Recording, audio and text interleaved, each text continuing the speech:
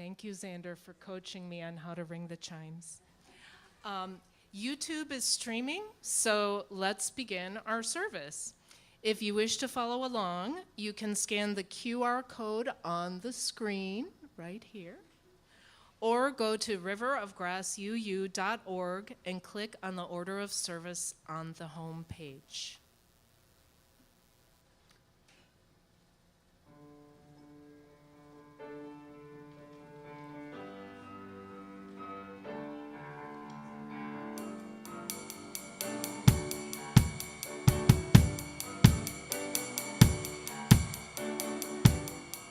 Well, I was dreaming in my dreams of an Aztec riding flag, and my sleeping air was broken. But my dream really lingered there in the form of shining valleys, where the pure air recognized, and my senses newly open. I awakened to the cry.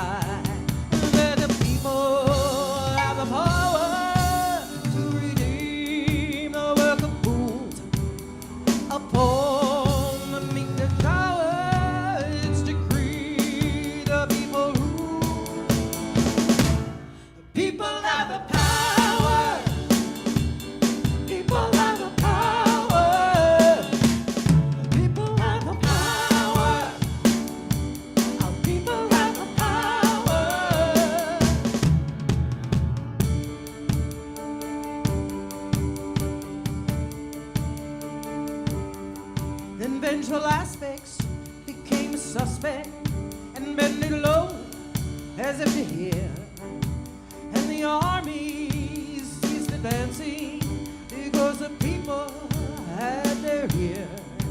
And the shepherd and the soldier lay beneath among the stars, exchanging visions and laying on to waste in the dust.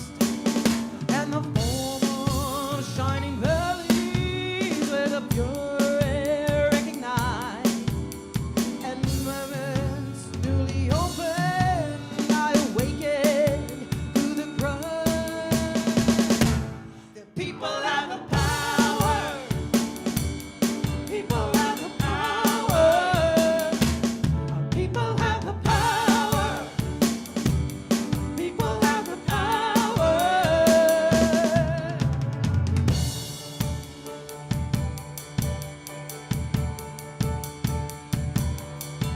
Where there were deserts, I saw fountains like green, the waters rise, and we strolled there together with none to laugh or criticize.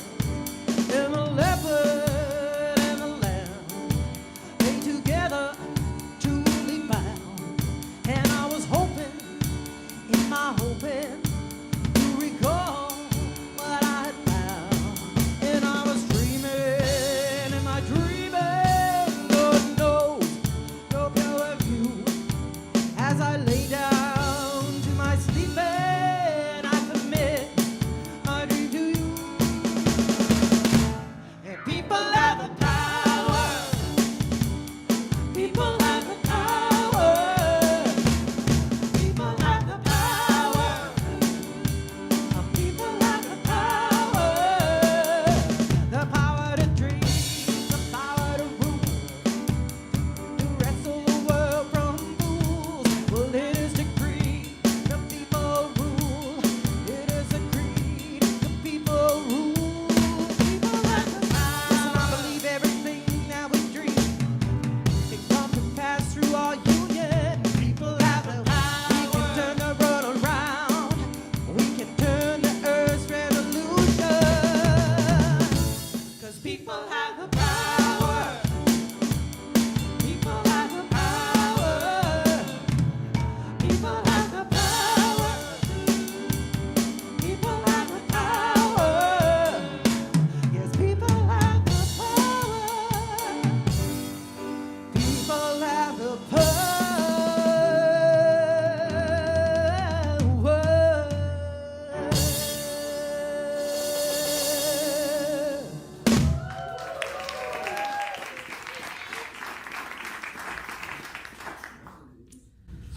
Welcome to the beloved community at River of Grass Unitarian Universalist Congregation, both here in person and love streamed on YouTube Live. We celebrate all the ways we find to gather our beloved community in body and in spirit as we go and grow and flow the River Way. I'm Amy Horton Tavera, and my pronouns are she and her. I serve this congregation as your host/associate this morning. Our worship leader this morning is Robert Smith. Yes. And the chalice later is Xander Horton Tavera, my son, coincidentally. We especially want to welcome our visitors this morning and hope you'll stay for coffee after service. And if you haven't already, please stop by our welcome table to let us know how to stay in touch with you. You, here in this room, we welcome you. You, love streamed on YouTube, we welcome you. However you made your way among us this morning, we welcome you. Let us pause together to enter this time together as we connect again with one another, with the holy by any name, and the light of love within us all as we breathe into our time together.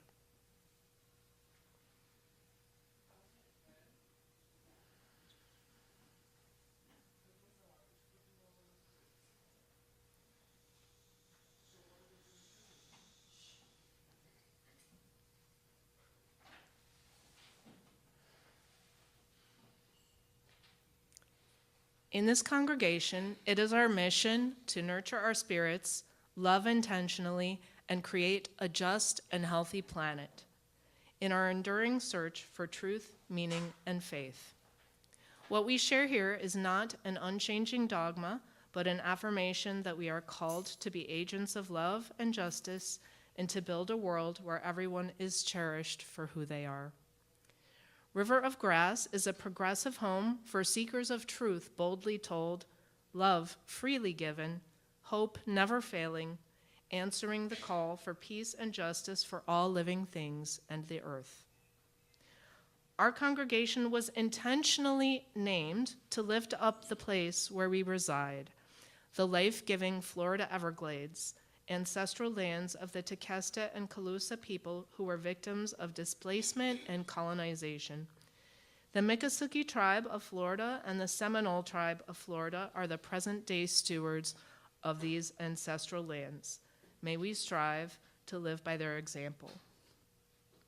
We open wide our doors and our hearts to you as you are, as we come together on this journey of transformation for ourselves and our world.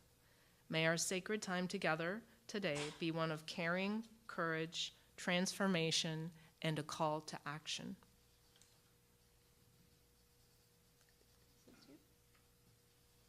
Call to worship?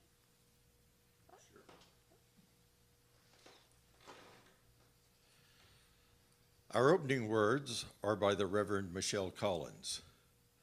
Welcome, all who are restless for a world renewed.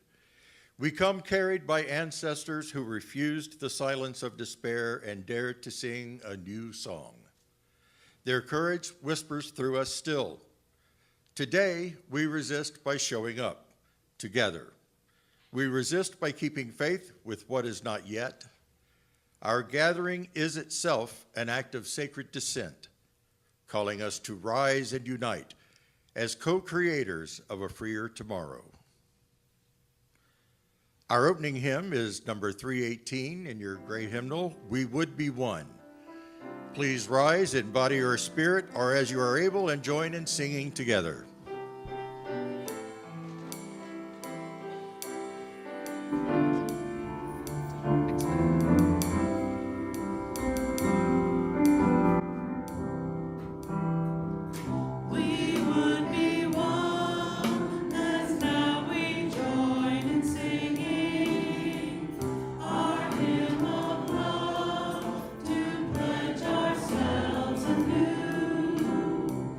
To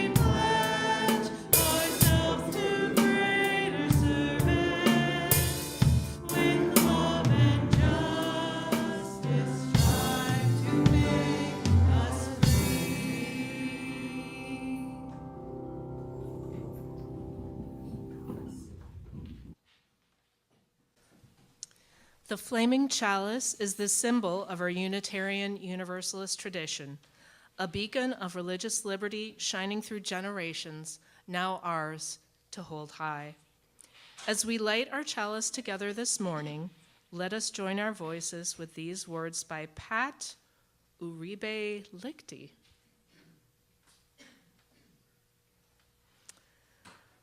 The chalice we light today is a symbol of our faith.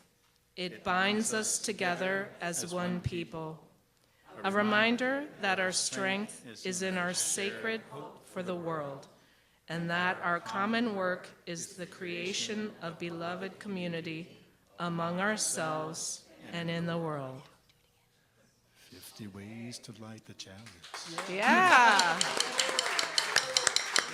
Ladies and gentlemen, faith in action. Woo, before our eyes. That was awesome. Good job, Xander.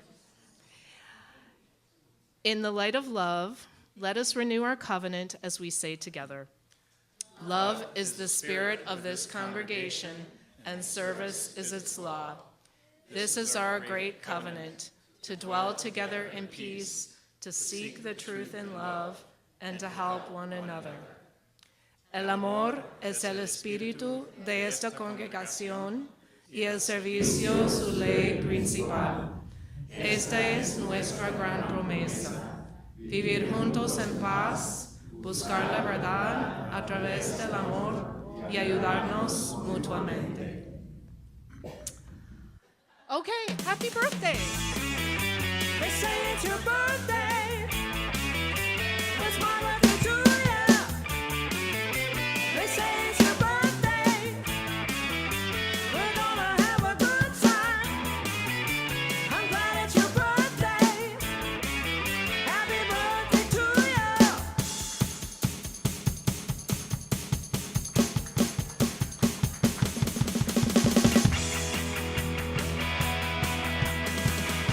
we're going to a party, party. Yes, we're going to a party, party. Yes, we're going to a party. We sustain and strengthen this beloved community and its work in our world through the gifts of our time, our skills, our love, and our money. Each Sunday, 50% of our undesignated offerings go to LifeNet for Families, which provides meals, clothing, and support for those in need here in Broward County. The remainder supports our ministry and mission at River of Grass. Ushers, please come forward to receive the offering. Scan the QR code or text the number on the screen to donate. You can also find several ways to give on the donate page on our website at riverofgrassuu.org.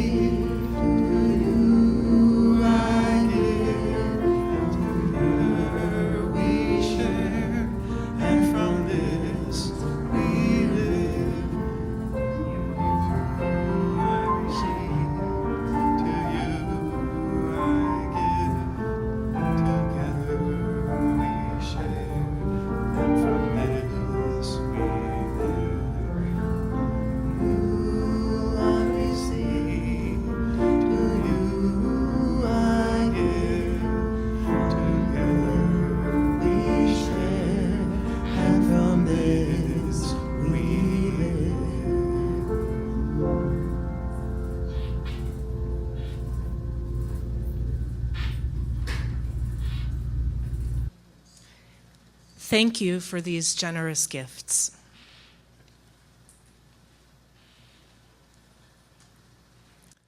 Our deepening music is hymn number 1040, Hush, Hush. Please rise in body or in spirit and join in singing together. Hush, hush, somebody's calling our name. Hush, Somebody's calling my name. Hush. Somebody's calling my name. Oh my Lord, what shall I do? Sounds like freedom. Somebody's calling my name. Sounds like freedom. Somebody's calling my name. Sounds like freedom. Somebody's calling my name. Oh my Lord, what shall I do? Sounds like justice. Somebody's calling my name. Sounds like justice. Somebody's calling my name. Sounds like justice. Somebody's calling my name. Oh my Lord, what shall I do?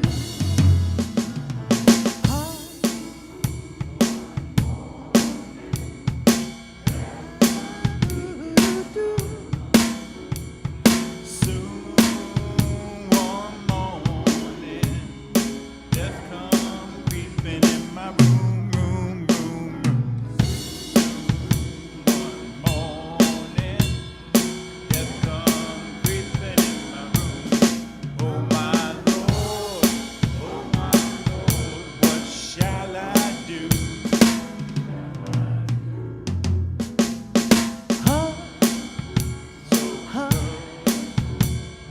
Trouble don't last always. I'm so glad that trouble don't last always. Glad trouble don't last always. Oh my Lord.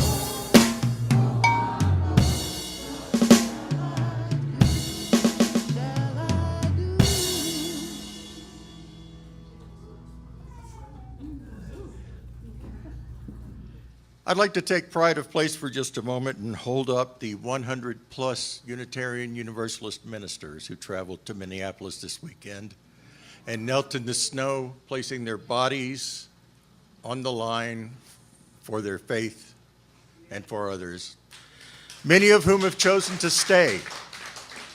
May they be well. May they continue to be brave. May all be well. Spirit of community, source of renewal, some days our hearts beat with fire. Plan making, chanting, moving, imagining. Other days the spark barely flickers. The work seems endless, but we are not. Help us honor the cycle, the surge, the setback, the pause. Teach us to rest without guilt, to act without self-righteousness, to remember that resistance too lives in laughter, in tenderness, and in song. May this gathering refill what the world drains so we can return again to the work still imperfect, still alive, still willing. We lift all these things, spoken and unspoken, written and unwritten, asking that our hearts be seen even as we become seers of hearts, that we may serve one another and those beyond our walls with love and thankfulness today and every day. Amen, amen, aho ashe, namaste, blessed be, and so it is. Let us sing our musical response. The words are on your screen.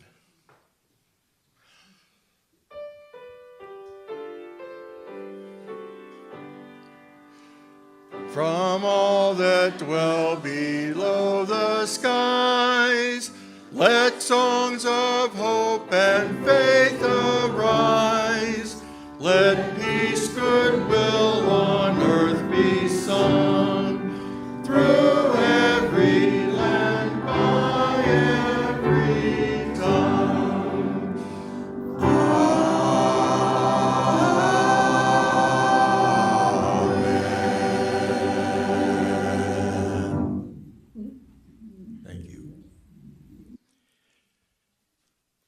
Each week at River of Grass, to better know ourselves and our faith as Unitarian Universalists, we consider those among us who made history and those who are making history as we speak.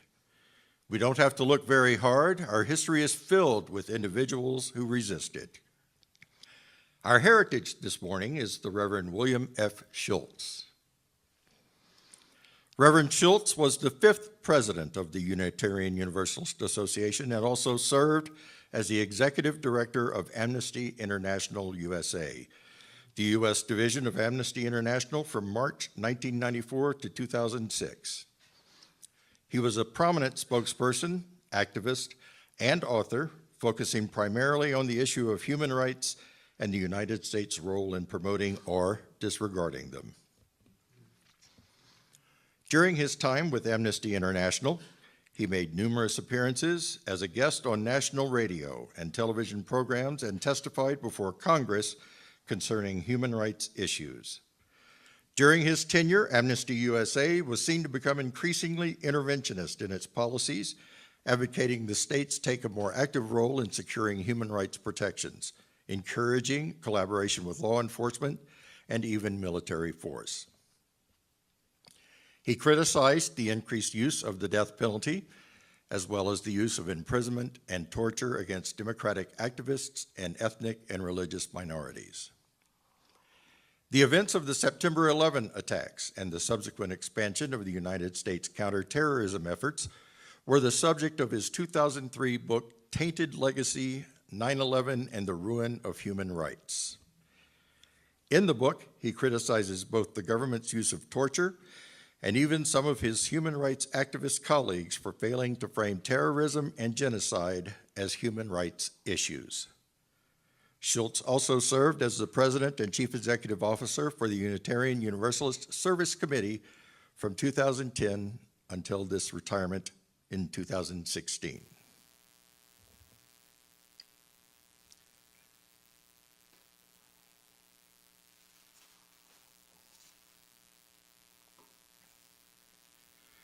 Making history is our hope, the Reverend Fred Small, one of the first to engage in nonviolent civil disobedience to draw attention to climate change.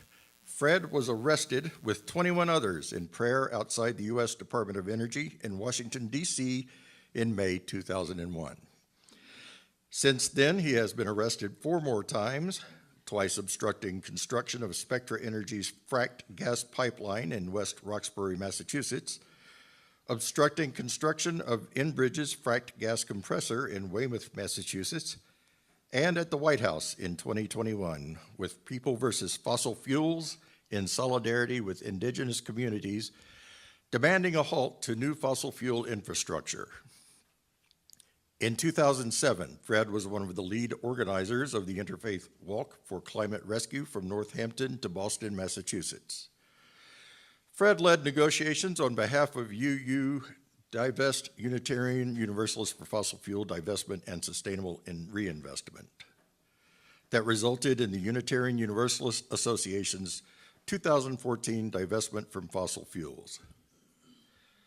Grist magazine named him one of 15 green religious leaders worldwide, cited by Bill McKibben as one of the key figures in the religious environmental surge.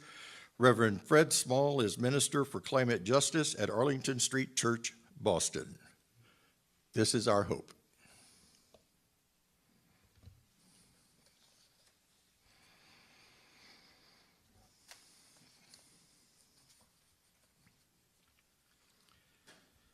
Now I have to confess, I did not write today's sermon. It comes to us from the Reverend Andrew Weber of Thomas Paine UU Fellowship in Collegeville, Pennsylvania, although it resonates. I am a science fiction fan. I find the imagination entertaining and the topics interesting and sometimes challenging.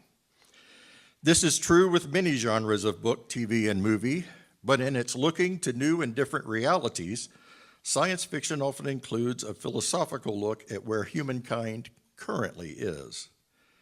This is especially true with Star Trek. Now, so we're on the same page, Star Wars is the movie where people are fighting in space.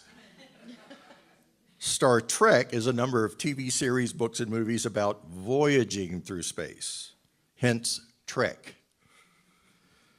In Star Trek, the general premise is there's a spaceship of explorers going through the universe. Gene Roddenberry, who created Star Trek in the 60s, had a vision of the future where all people would live in harmony and peace. His ideas and his wrestling with current issues came through in the plots of his TV show, including racism, greed, love, loyalty, justice, among many. Star Trek has had many iterations from 1964 until the present day, and part of my fascination with the show is seeing how the topics change and evolve over time. The whole reason I'm telling you this is from the worship theme for this month, resistance. Being a fan, and myself a moderate Trekkie, means that when I hear the word resistance, I immediately think of the Borg, a hostile alien species from the show. The Borg are a species bent on achieving perfection from assimilating, read, stealing, other species and their technology. A common phrase used by them is, "We are the Borg. Your biological and technological distinctiveness will be added to our own. Resistance is futile." They overrun entire planets and in their doing so erase much of what culture existed. The parallels to colonialism and even globalization are striking, taking over other cultures and assimilating them to fit the majority. Resistance is futile. Upon hearing of resistance, I think of the fictional aliens, the Borg, and then I get to thinking, is resisting a seemingly overwhelming and all-powerful force futile? This is where the story of the starfish comes in. For that story speaks to the same issue, but with a different take. Both the Borg and the Star Thrower are parables of people up against an injustice which seems insurmountable. One explicitly says that resistance is futile, and the other implies it. There are so many starfish. What effect can one possibly have? The conclusion for the man on the beach, however, is that it makes a difference. To one starfish at a time, it makes a difference. Without my interfering, this starfish would have died, and now it has a chance. Our mission is to promote a more just and compassionate world. When we try to live into a more just and compassionate world, we are often resisting the status quo. We often end up resisting our culture. There are times when it feels futile. What difference can my one voice make? What difference can one person make? In our annual services, which take questions, I respond to questions from the congregation, and someone asked the following: if Unitarian Universalists are concerned with the environment, why are so few of us vegetarian or vegan? Acknowledging that a plant-based diet is better for our planet, I think part of the answer is understanding how futile social justice work causes can seem. The question could be about many things, all challenging. Why does our church have a difficult time ensuring that we recycle?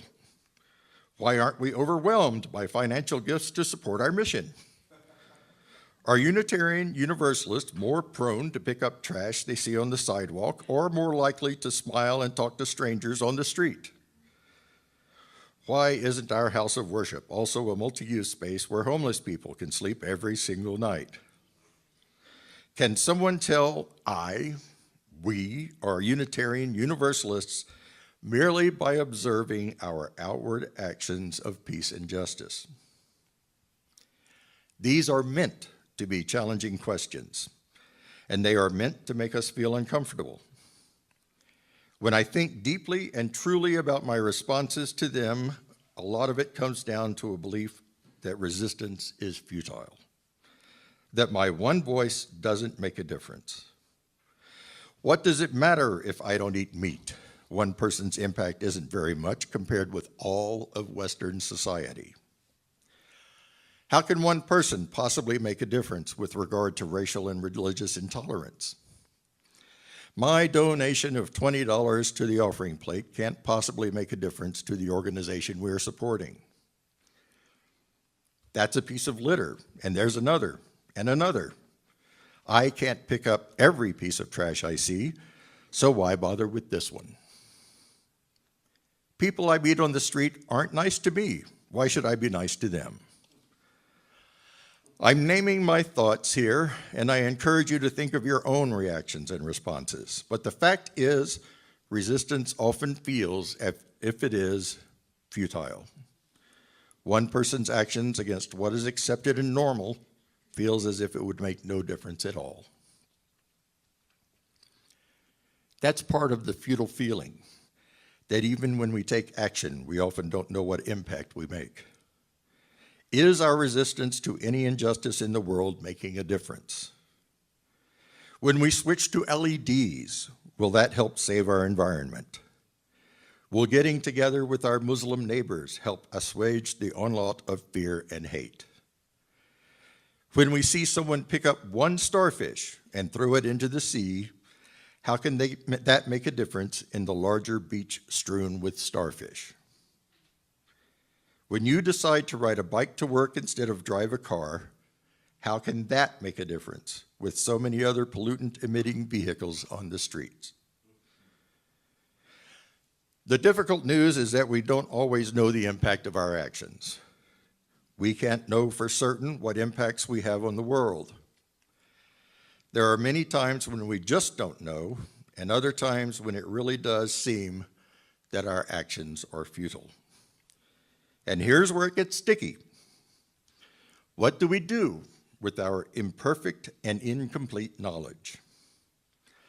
Our actions seem pointless, and it's near impossible to test the impact and prove they aren't pointless. From this, I see a couple of ways we can move forward. We can decide that because I am only one person, we are only one small community, there's no point. Resistance is indeed futile. I can never know if my actions make a difference, so I don't even try. What is the point of throwing the starfish back in? There are so many, and throwing them back in doesn't even guarantee they won't be washed up again.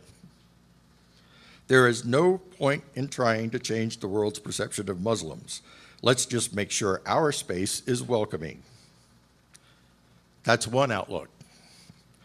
Assume that our actions don't make a difference and do nothing.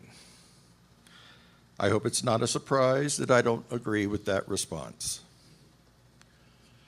As Unitarian Universalists, we need to take the opposite stance. We can live and act from a place of deep faith.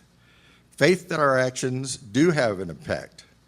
Faith that resistance is not futile, that resistance is essential. Faith that our actions, whether large or small, matter, and matter deeply. And that is the crux right there. Small actions can and do have impact. I have faith that what I say here and what we do as a religious organization helps to promote a just and compassionate world. I live with a deep and sustaining faith that our actions, no matter how small, make a difference. Because deep down, deep inside my gut and my innermost being, I believe it.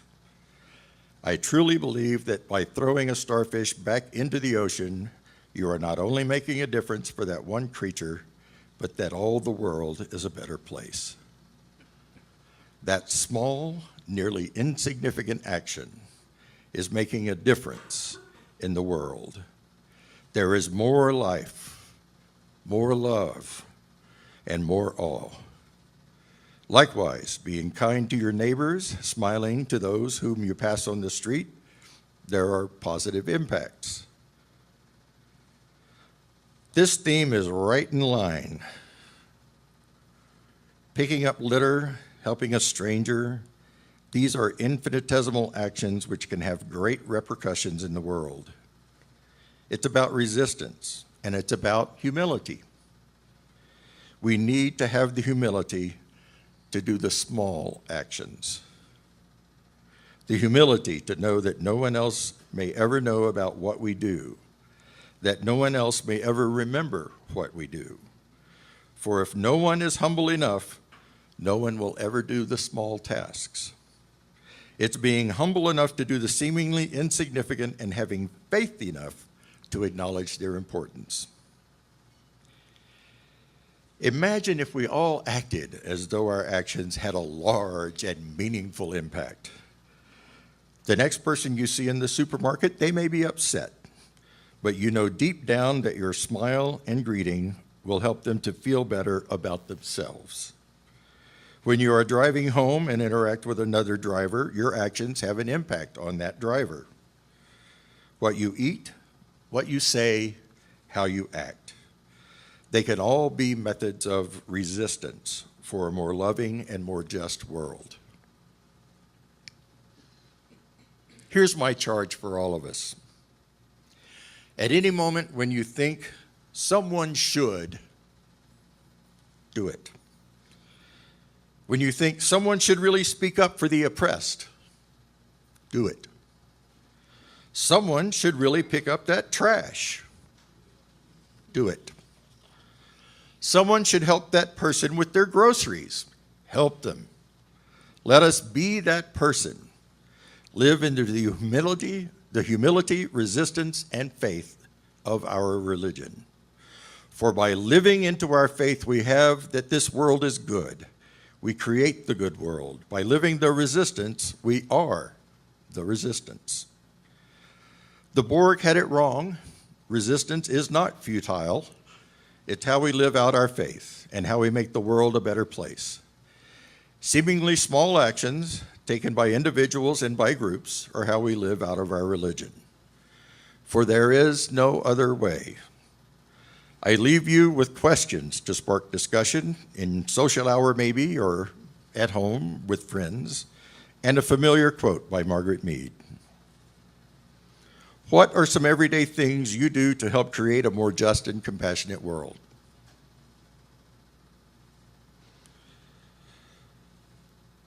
How do you resist the injustice in the world through large or small actions? And finally, never doubt that a small group of thoughtful, committed citizens can change the world. Indeed, it is the only thing that ever has. Amen.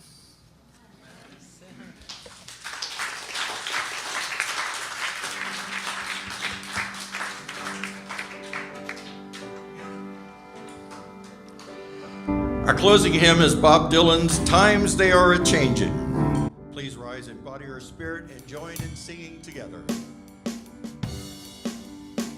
Come gather around, people, wherever you roam, and admit that the waters around you have grown, and accept that it's soon you'll be drenched to the bone. If your time to you is worth saving, then you better start swimming, or you'll sink like a stone, for the times they are a-changin'.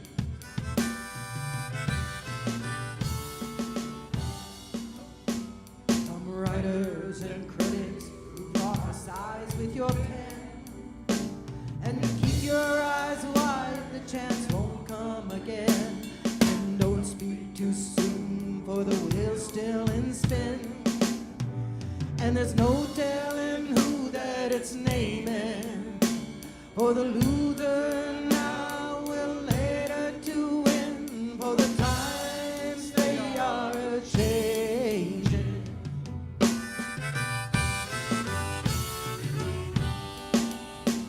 Come senators, congressmen, please heed the call. Don't stand in the doorway, don't block up the hall, for he who gets hurt will be he who has stalled. There's a battle outside and it's raging. It'll soon shake your windows and rattle your walls, for the times they are a-changin'.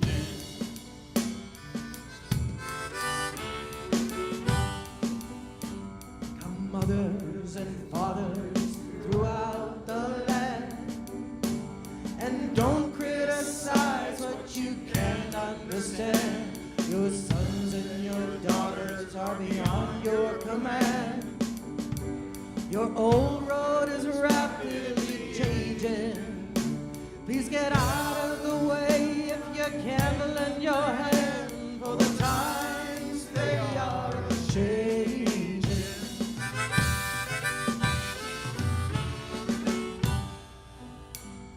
The line it is drawn, the curse it is cast. The slow one now will later be fast, as the present now will later be past. The order is rapidly fading, and the first one now will later be last, for the times they are a-changing. Yes, the times they are a-changing.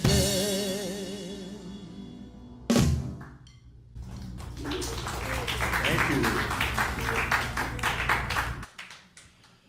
Our closing words are by Joe Van Roo. Our hearts are stretched thin. We see and hear the devaluing of people of color, of those with disabilities, of women, of immigrants. This list, incomplete as it is exhausting. And yet we hold fast because we carry hope in our hearts. Hope that together we can dismantle systems of oppression. Hope that the collective of American humanity will look at one another and say, this has got to change. However thin our resistance may be wearing, we do not give up or give in. We look around and see our friends and neighbors carrying signs, moving and marching together because we must not give up. We join thousands of people in the streets. We move for justice. We live for peace.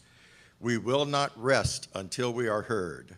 We will not rest until equity is made more real all around us. Let us look within our own hearts to the burning coal that is at the center of our being, the place where our hope for the world lives, the place where our faith in humanity resides. And there we find the strength and courage to continue moving forward, however muddy and rough the path may be.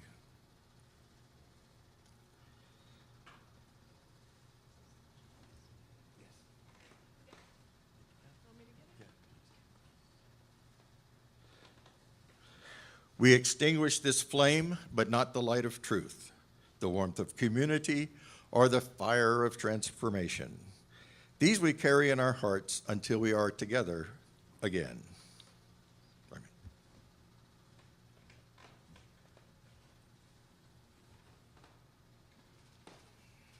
At River of Grass, we offer many ways to live our Unitarian Universalist faith in action.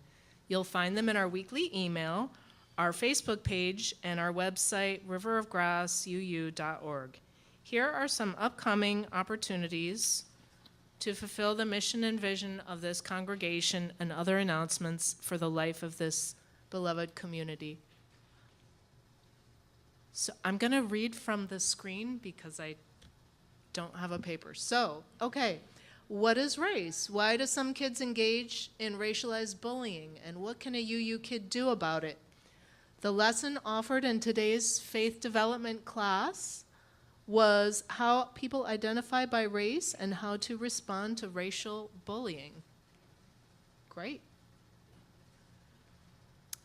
Adult classes on the same theme will begin soon with the first anti-racism workshop by our UUA Mosaic taking place on February 8th at 12:15 p.m. here at A9 after services. We will be exploring histories and current expressions of colonization, indigenous erasure, and anti-blackness. For more information, you can see Karen Gonzalez, Director of Faith Development or Religious Educator at riverofgrassuu.org. Great. All right, I think this is important, right? Okay, everyone's nodding. Yes, okay. Our mid-year meeting will take place today after worship from 12 to 2:30. Lunch will be served. Ooh, food, that's always good. We need a quorum. Say again? There's a lot of food, everyone. You heard it here. We need a quorum of 40% of the members, so please stay either in person or on Zoom. So you can just log on if you have to go and attend virtually to help the congregation achieve that important quorum that's needed. We will be receiving important updates on the life of the river by various congregational leaders, and we will also be voting on a proposed change to our bylaws. So there is the Zoom link if you scan the QR code. Our thanks to everybody who showed up at the Martin Luther King Day Parade in Fort Lauderdale last Monday. Thank you.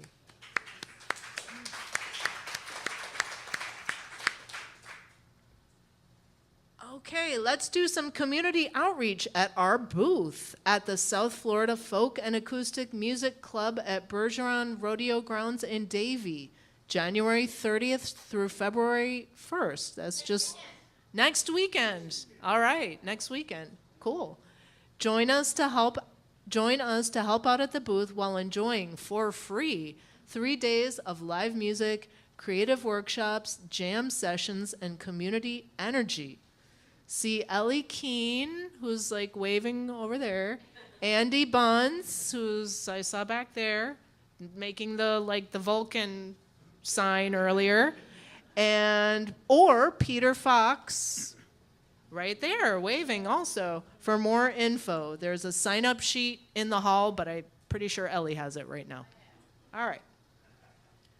Okay, immerse yourself in nature. Join the Full Moon Daughters. We'll be taking a walk through the stunning Murakami Museum and Japanese Gardens in Delray Beach at 10 a.m. on Saturday, January 31st. That place is amazing if you've never been there, by the way. It's incredible. All women, girls, and those who identify as female are welcome. Carpooling will be available. See Diane Lade for details, and her email is right there, dlade@bellsouth.net. Look at this. Spiritual Art is excited to have Katie Lawless Coker exhibiting her art with us. Where is her art? Oh, that is Katie's art. Oh, that is awesome. Bravo. And she's not, wow. That's wonderful. Thank you, Spiritual Art. Shut down Alligator Alcatraz, a call for justice, dignity, and action. So this is every Sunday from 4 to 5 p.m. at Big Cypress National Preserve. There is an interfaith prayer vigil.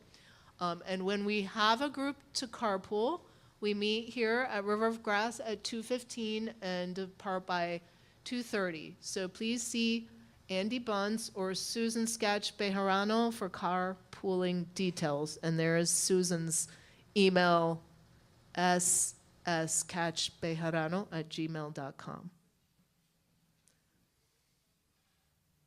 Okay. Do you want to do the sending, or would you like me to do it? All right. We're switching it up on the fly. In these changing times, let us be all the more vigilant to hold before us a vision of our world transformed and dare to transform ourselves to make it so. Until we meet again, shine on. Please stay for coffee, snacks, fellowship, and the annual meeting. Thank you.